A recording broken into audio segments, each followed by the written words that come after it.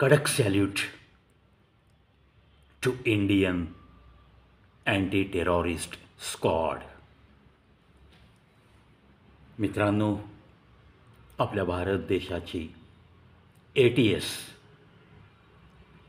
म्हणजे हा जो काही अतिरेक्यांचा बिमोड करण्यासाठी एक स्क्वॉड तयार केलेला आहे, यांचं कौतुक करावं तेवढं कमी आहे. आपल्या भारताच्या इंटेलिजन्स सर्व्हिसेस यांचंही खूप कौतुक करावं लागेल. कारण तुम्ही आम्ही ना इतके मशगूल असतो स्वतःच्या विश्वात, पैसे कमवण्याच्या आपल्या नादामध्ये, कुणी नेत्यांची चमचेगिरी करण्यात, त्या नादात मस्त मशगूल असतात. आमच्यासारखे काही कलाकार स्वतःचा कलाविष्कार सादर करण्यात, कित्येक खेळाडू आपापल्या खेळातलं प्रावीण्य दाखवण्याच्या त्या नादात मशगूल असतात. सगळं काही तुमचं आमचं व्यवस्थित चालू असतं. काही ठिकाणी मस्त मित्र कंपनीच्या पार्ट्या, रात्री अपरात्री मस्तपैकी मैफिली सजवणं, पबमध्ये जाणं, अनेक गोष्टी. देशात काय घडतंय याची आपल्याला भ्रांत पण नसते. जर ATS आणि इंटेलिजन्स डोळ्यात तेल घालून काम करत नसते तर भारतामध्ये प्रचंड प्रमाणात वाट लागली असती. आता तुम्हाला वाटेल की या विषयात तसे तर माझे अनेक परखड व्हिडिओ आहेत, पण आज बोलावंसं का वाटतंय? काही गोष्टी रिसेंटली घडल्यात म्हणून बोलावंसं वाटतंय. मुस्लिम धार्जिण संघटना ज्या आहेत, ISIS, CIA, मग ISISची खोरासान प्रांतमधली का ब्रँच असे ना, PFI, पूर्वी सिमी म्हणून एक संघटना होती, हमास, आता ह्या ज्या काही अनेक राष्ट्रांमध्ये दहशतवाद घडवून आणण्याचा पक्का इरादा मनात ठेवून कार्य करणाऱ्या या संघटना, मग भारत देशाला पोखरायचं कसं? सबका साथ सबका विकास अशी आरोळी देणारं सरकार, याला पछाडून कसं काढ टाकायचं? वरती सरकणारी इकॉनॉमी ही खाली कशी आणायची?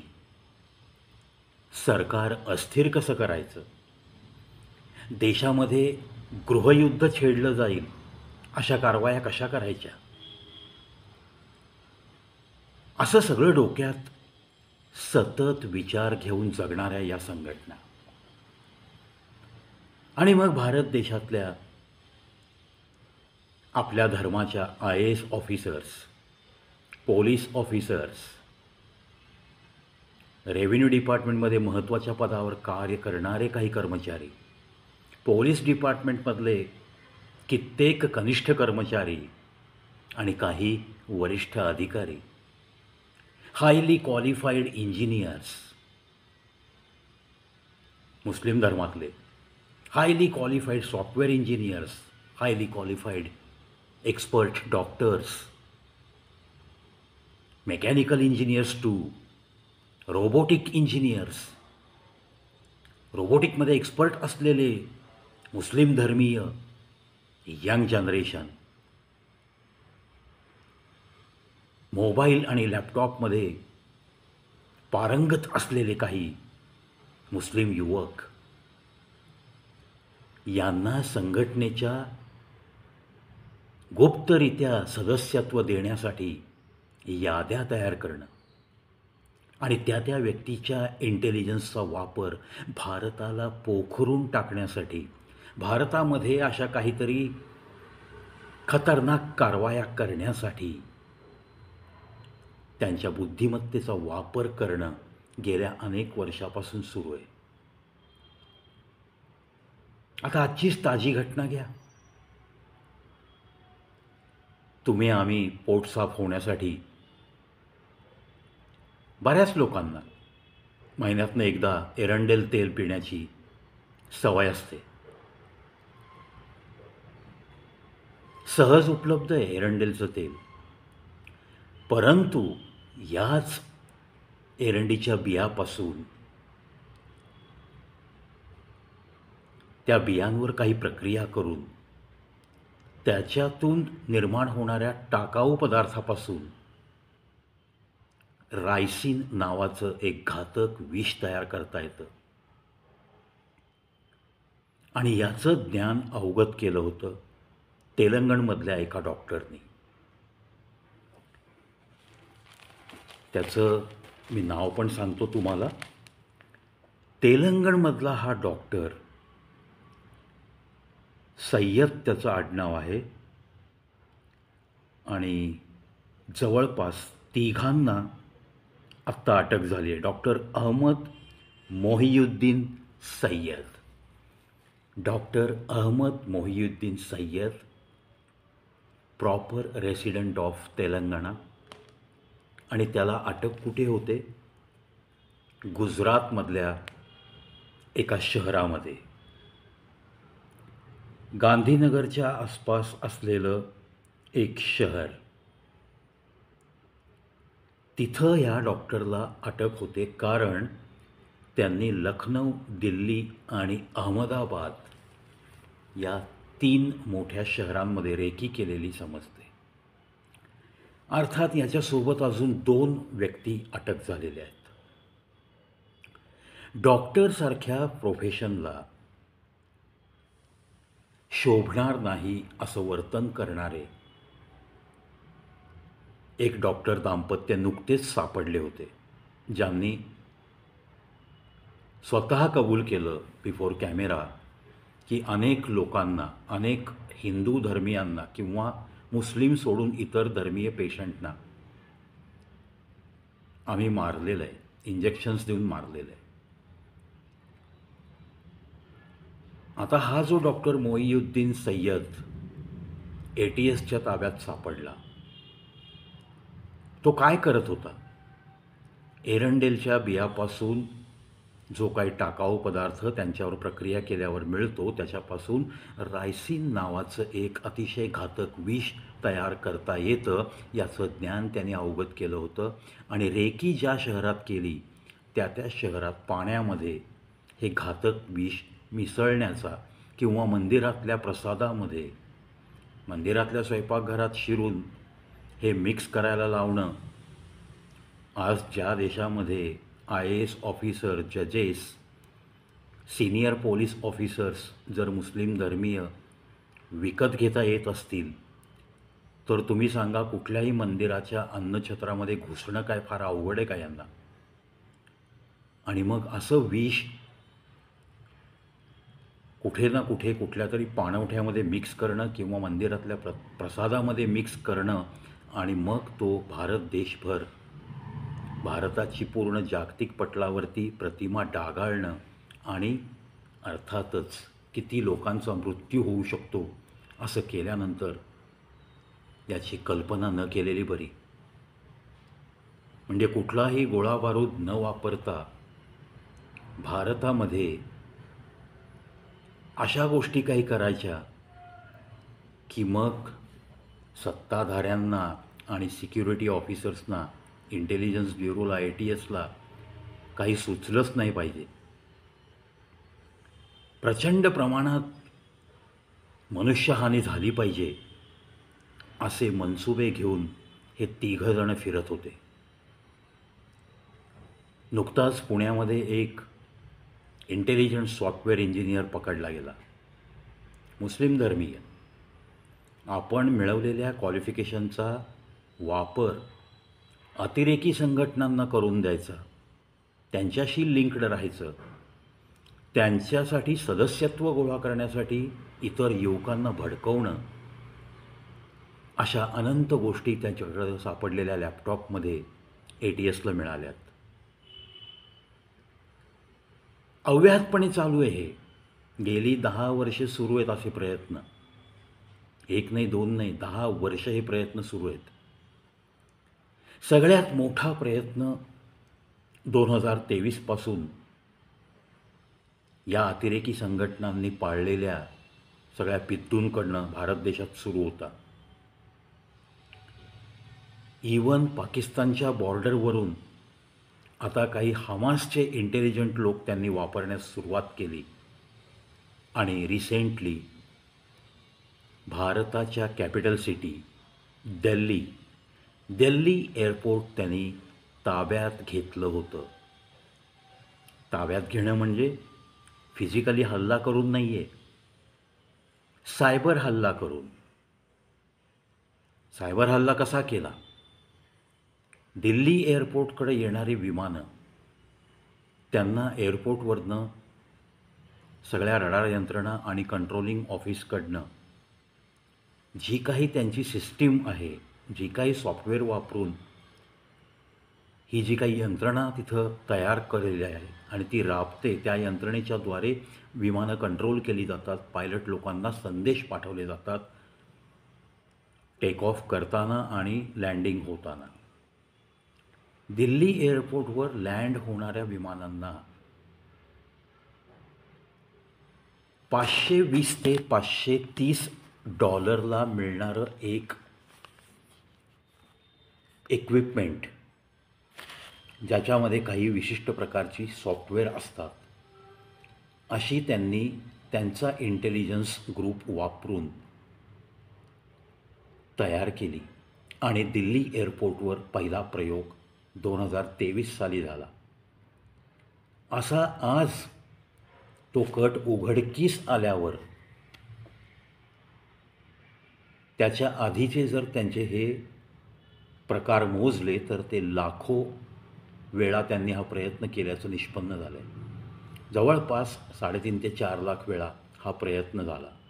म्हणजे 2023 पासून रोज हजारो वेळा ते प्रयत्न करत आहेत. मग यावेळेस यशस्वी का झाला? हा प्रयोग यशस्वी होण्यासाठी त्यांनी आधी आपल्या इथल्या काही लोकांमध्ये भगदाड पाडलेलं आहे. मे बी त्यांनी विकत घेतलेले लोक असतील किंवा त्यांचे हस्तक इथं काम करत असतील. यथावकाश हे सगळं आता तपासामध्ये निष्पन्न होईल. 19 लॅपटॉप आणि 40 मोबाईल सापडले अशा लोकांकडे. फक्त $520. मित्रांनो, इतक्या कमी रकमेत एखादी अतिरेकी संघटना आपल्या एखाद्या महत्त्वाच्या सिस्टीममध्ये शिरू शकते.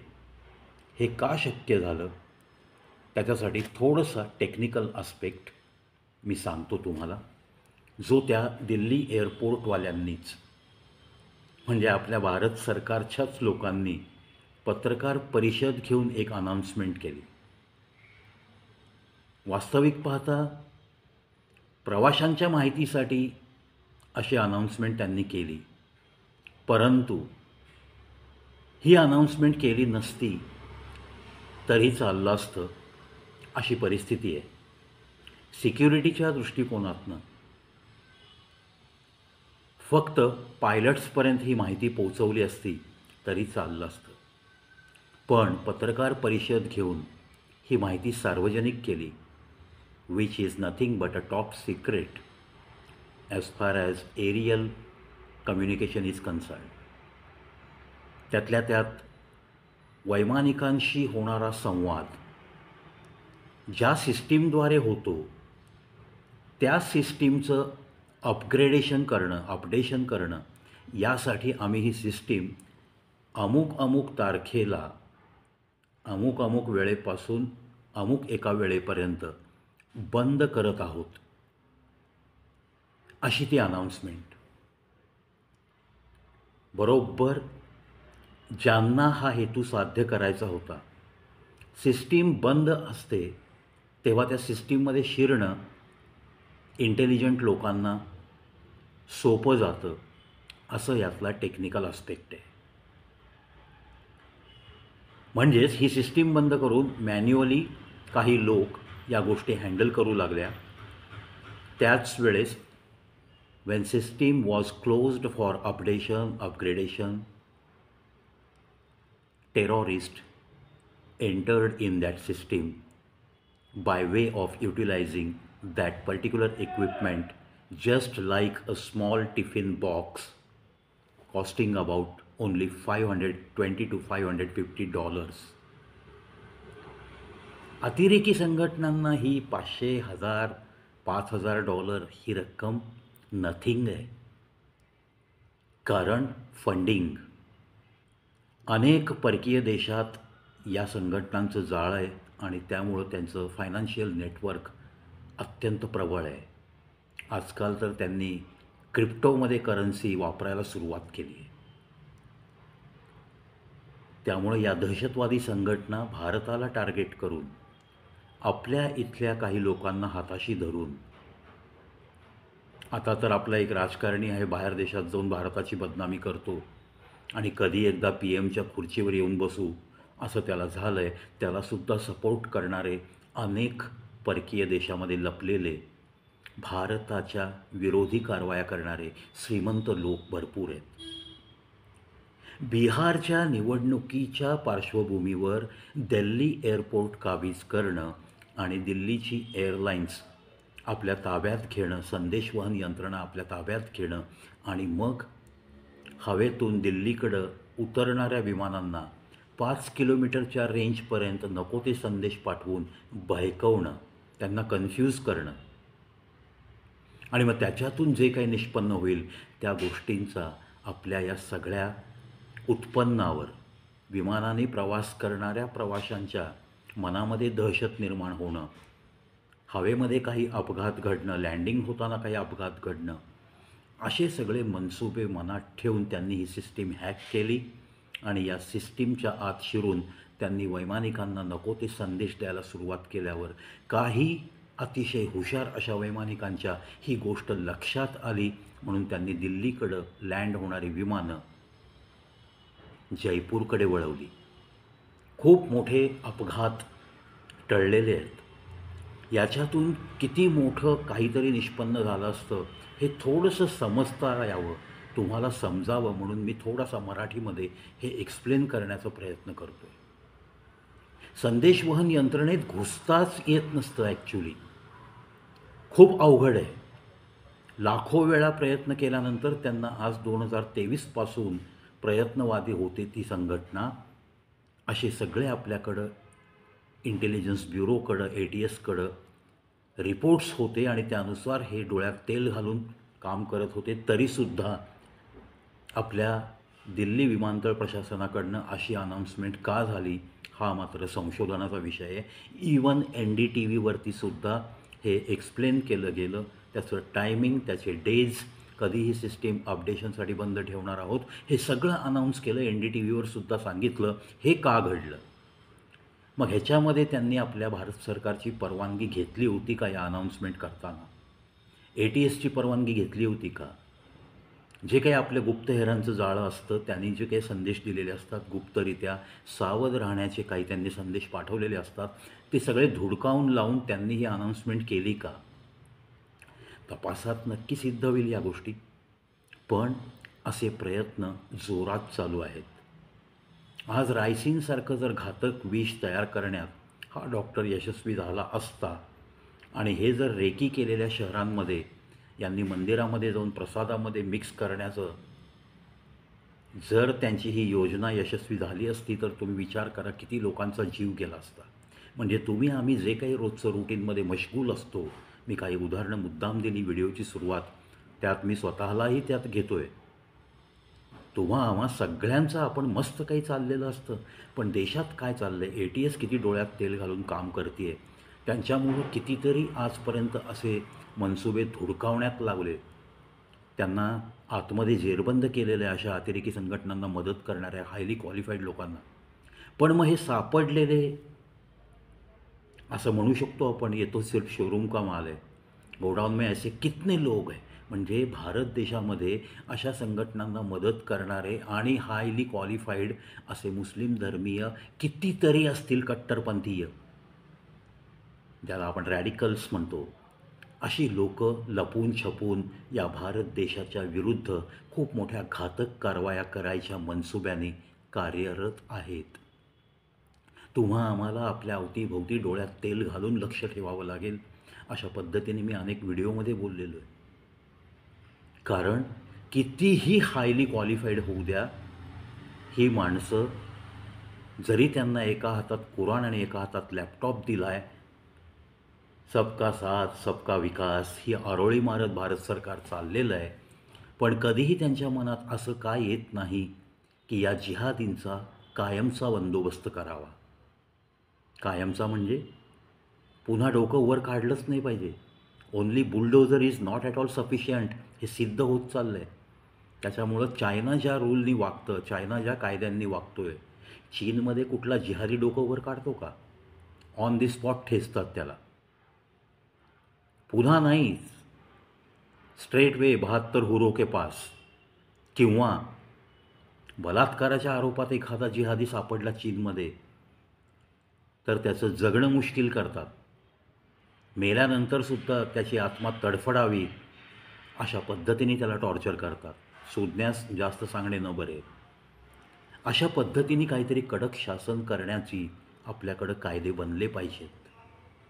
अदरवाईज लाखो वेळा प्रयत्न करण्याचे पेशन्स ठेवणारी इंटेलिजंट माणसं हमास वापरतोय आणि आज त्यांनी दिल्ली एअरपोर्ट हॅक केलं आहे. आता असं ऐकतोय मी की ती सिस्टीम अशा पद्धतीने त्यांनी बिघडवली आहे की अजून पुढचा 1.5 महिना या दिल्ली विमानतळाच्या त्या आपल्या सगळ्या इंटेलिजंट लोकांना ही सिस्टीम रिपेअर करायला कमीत कमी 1.5 महिना लागेल, असं बोललं जातं. आता तोपर्यंत जर आपण मॅन्युअली सगळं हँडल करणार आहोत, तर डिजिटलीची सवय लागलेली, सत्वर संदेश जाणारी यंत्रणा, या यंत्रणेमध्ये काम करायची सवय लागलेली आपले एम्प्लॉईज आणि सगळे वैमानिक, यांचं आता कसं होणार? या 1.5 महिन्यात मग या विमानसेवेवर नक्की काहीतरी परिणाम होणार, उत्पन्न घटणार. Definitely it will affect the economy of our Indian economy 100%. म्हणजेच त्यांचा हा मनसुबा तसा पाहिला तर थोड्याफार प्रमाणात मस्तपैकी सक्सेस झाला आहे. जरी मनुष्यहानी करण्यात त्यांना यश मिळालं नसलं तरीसुद्धा भारताच्या अर्थकारणावर, त्यातल्या त्यात इंडियन एअरलाईन्स आणि आंतरराष्ट्रीय विमानं जी काही दिल्लीत येतात, या सगळ्या गोष्टींवरती परिणाम नक्की झालेला आहे. त्यामुळं कुठल्याही हायली क्वालिफाईड माणसाच्या मनातसुद्धा, म्हणजे एका हातात कुराण आणि लॅपटॉप घेतलेल्या इंटेलिजंट सॉफ्टवेअर इंजिनियरच्या मनातसुद्धा जर कुराणच प्रथम अशीच मानसिकता असेल, तर त्यांच्यामधनं जिहादींची प्रवृत्ती समूळ नष्ट होणं कदापि शक्य नाही, असंच सध्या वातावरण आहे. त्यामुळं अशा वेळोवेळी सापडलेल्या अशा काही लोक आहेत, जे काही रेफ्युजीज आहेत, ज्यांच्याकडे बोगस रेशन कार्ड आहेत, बोगस इलेक्शन कार्ड आहेत, बोगस पॅन कार्ड आहेत, आधार कार्ड आहेत बोगस, अशा सगळ्या लोकांच्या सर्व काही फॅसिलिटीज शासकीय यंत्रणेकडून त्यांना मिळणाऱ्या बंद केल्या पाहिजेत. त्यांच्या या सगळ्या गोष्टी जप्त केल्या पाहिजेत. त्यांचं पुढचं जगणं मुश्किल केलं पाहिजे. नाही, पण मानवता, परंपरा, भारतीय संस्कृती, अरे कसली भारतीय संस्कृती आणि कसला तुम्ही सबका साथ सबका विकास आरोळ्या देत सरकार चालवताय? कुठेतरी या बाबतीत तुम्ही कडक झाल्याशिवाय सामान्य माणसांचं जगणं पाहिजे तितकं सुकर होणार नाही आहे. त्यांच्या डोक्यावर जी मृत्यूची टांगती तलवार आहे ना, या अशा अतिरेकी विचारांच्यामुळं, ती तलवार तुम्ही काढू शकत नाही आहेत. कारण तुम्ही पण त्यांना व्होट बँक म्हणून तुम्ही पोचताय, हे सत्य नाकारून चालणार नाही. तुम्हालासुद्धा जाहीररित्या वक्तव्य करण्यासाठी सुद्धा भीती वाटते. एक्सेप्शनल सम लीडर्स सोडून देतो मी, पण बाकीचे सगळे शेपूट दाबल्यासारखी त्यांची वक्तव्य असतात. Nobody is dare to say that word also. Muslim हा शब्द उच्चारायला सुद्धा घाबरणारे नेते मंडळी आपल्याकडं पाहतो आपण. कुठपर्यंत तुम्ही हे सहन करणार आहात? स्वतंत्र भारतामध्ये ही बंडाळी कुठपर्यंत आपण सहन करायची आहे? पुढे पुढे खूप मोठी संकटं वाढून ठेवल्यासारखी दिसत आहेत. फक्त आपलं ATS आणि इंटेलिजन्स ब्युरो आज डोळ्यात तेल घालून काम करतं आहे, म्हणून तुमची ही सुरक्षा थोडी तरी अशा काही गोष्टी निष्पन्न झाल्यावर तुमच्या पब्लिकपर्यंत येत आहेत. असे लोक सापडत आहेत आणि हे सापडणं म्हणजेच ATSनी त्यांचा बंदोबस्त करणं म्हणजेच तुमची सुरक्षा करणं. म्हणूनच मी म्हणतो की आपल्या ATSला आणि गुप्तहेर जे काही खातं आहे आपलं, त्यांना या कविप्रवीश शोचा मनपूर्वक कडक सॅल्यूट, कडक सॅल्यूट. सबका साथ सबका विकास छान वाटतं स्लोगन ऐकायला, पण ऐसे जिहादियों को कब करोगे आप सदा के लिए भकास, असा खरा सवाल मी या यंत्रणांना विचारतो आहे. सापडले, केस केली, ठीक आहे, कायदे कडक झाल्याशिवाय त्यांचा कायमचा बंदोबस्त होणार नाही. आणि असं ज्ञान अवगत केलेली माणसं पुन्हा जामिनावर बाहेर आल्यावर ते अजून 100 लोकांना प्रशिक्षित करतील. एक को गिरफ्तार किया तो बस काम खतम, ऐसे तो हो नहीं सकेगा. म्हणजे अशी माणसं पकडली गेली की मस्तपैकी जल्लोष करायचा, फटाके उडवायचे, ह्याच्याने काही भागणार नाही आहे. कायदे कडक होऊन अशी माणसं कायमची आतमध्ये जेलबंद झाली पाहिजे आणि ती अशा लोकांच्या देखरेखीखाली पाहिजेत की ती लोकं विकली गेली नाही पाहिजेत. अदरवाईज जेलमधून सुद्धा कारभार चालू असतात. हे आम्ही पाहिलेलं आहे, वाचलेलं आहे. म्हणजे कोण कधी कुठल्या महत्त्वाच्या ठिकाणचा माणूस कशा पद्धतीने विकला जाईल याची काही शाश्वतीच राहिली नाही आहे. नशीब अजून गुप्तहेर खातं विकलं गेलं नाही, अशा काही बातम्या नाही आहेत आपल्याकडं अजून. काही गोष्टीत सापडले तरी सिक्रेसी मेंटेन करावी लागते. सगळं काही सामान्य जनतेपर्यंत येऊ द्यायचं नसतं. काही वेळेस काही चुकीच्या वेगळ्या अनाऊन्समेंट कराव्या लागतात काही राज्यांच्या CM लोकांना. हे सुद्धा थोडासा नॉलेज असलेला व्यक्ती म्हणून मला माहिती आहेत या गोष्टी. म्हणजेच प्रत्येक गोष्ट सामान्य माणसांपर्यंत येईलच असं काही नाही आहे. आज जी बातमी आली आहे, रायसन हे घातक विष तयार करणारा एक डॉक्टर, तेलंगणचा रहिवासी, त्याला गांधीनगरसारख्या गुजरातमधल्या एका एरियात पकडलं जातं. त्याचे 2 साथीदार पण मिळतात. पुण्यामध्ये एक सॉफ्टवेअर इंजिनियर पकडला जातो, त्याच्याकडं लॅपटॉपमध्ये बऱ्याच काही गोष्टी मिळतात. बॉम्ब तयार करण्याचं तंत्र तो अवगत करत होता, तो शिकवत होता, तो यादी बनवत होता, तो ISISला सदस्य मिळवून देण्याचं पण काम करत होता. त्याला खूप ठिकाणाहून खूप मोठं फंडिंग होत होतं. अशा या घटना ज्या आत्ता उघडकीस येत आहेत, आत्ता रिसेंटली उघडकीस आलेल्या ज्या जनसामान्यांपर्यंत पोहोचलेल्या आहेत, त्याच्यामधनं आपण काहीतरी बोध घ्यायचा आहे. आणि आपणसुद्धा भारताचे नागरिक आहोत. या देशाचं रक्षण करणं हे प्रत्येक नागरिकाचं सुद्धा कर्तव्य बनतं. म्हणून आपण काय केलं पाहिजे? सतर्क राहिलं पाहिजे, सजग राहिलं पाहिजे. अशा काही संशयित घटना जर आपल्याला दिसल्या तर त्या योग्य ठिकाणापर्यंत गुप्तरित्या जाऊन सांगणं आपलं कर्तव्य बनतं. देशसेवा करायची आहे ते सीमेवर जाऊन आपण बंदूक उचलून, गोळाबारूद घेऊन, ते ट्रेनिंग घेऊनच देशसेवा करू शकतो असं काही नाही. कॉमन मॅन अशा पद्धतीने देशसेवा नक्की करू शकतो आणि त्या पद्धतीने आपल्याला जगणं शिकावं लागेल. पुन्हा एकदा आपल्याकडच्या या सगळ्या गुप्तहेर संस्थांना, ATS या संस्थेला, त्यामध्ये कार्यरत असलेल्या सर्व प्रामाणिक आणि देशभक्त अधिकाऱ्यांना कडक सॅल्यूट, कडक सॅल्यूट. पुन्हा भेटूयात अशाच काही माहितीसह एका नवीन व्हिडिओमध्ये. पाहत राहा, ऐकत राहा कविप्रवीश show, the only unique channel run by a son of army person. आणि म्हणूनच या देशहितकारक असे अनेक व्हिडिओंचा खजिना माझ्या चॅनलवर मी देण्याचा प्रयत्न करतो आहे. धन्यवाद मित्रांनो. जय हिंद, जय भारत.